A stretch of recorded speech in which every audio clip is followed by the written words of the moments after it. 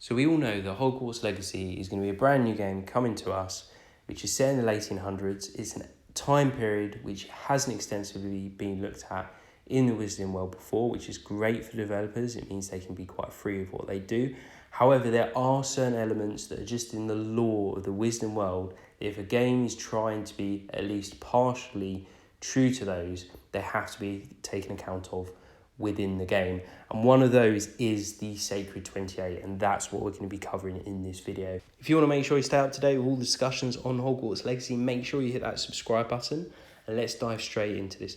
So the first thing I want to discuss then is what is the Sacred 28. So what the Sacred 28 is, it's a list that was drawn up in the 1930s and 1940s, so first thing to say is after this game was set, but it was listed as drawn up at that time by a wizard called Cantankerous Knot, which I do think is a great name. And on this list, he put down the 28 families that he said were truly pure blood.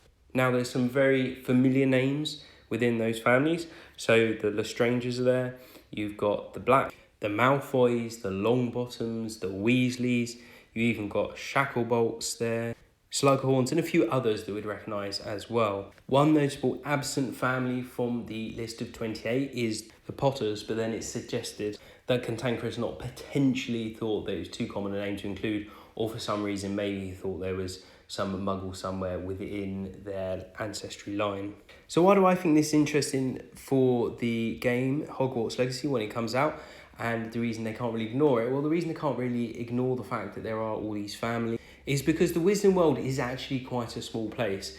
If you look at even the time when Harry went there back in the 1990s, a huge amount of the characters who went there at that time were part of these 28 families. Because like I said, I rolled off a list there of all the ones you know about, but then there's also various other ones like Abbott and Bulstrode. And although we may not be familiar with them or even overly notice them being in the books or the films, they're actually from these list of 28 sacred families.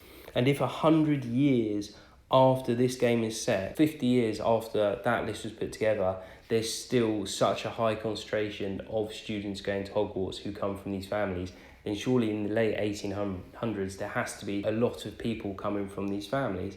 And it's interesting because each of these families, we kind of already have their backstory in lots of cases. So for example, we know the Lestrangers going back a long way are very much considered a bit of an unstable line.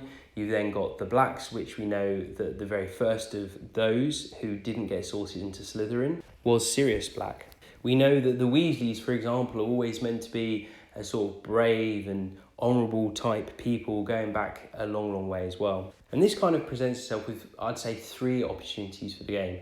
The first is you can have an awful lot of Easter eggs within the games, because we know about from Pottermore and various other places grown out from around the Wizarding world. So it means the developers can essentially take some of those things that we already know and build them into the personalities of some of these people, which would be quite interesting to see kind of what we've read, what we've found out about from the other sources that we know about from afterwards.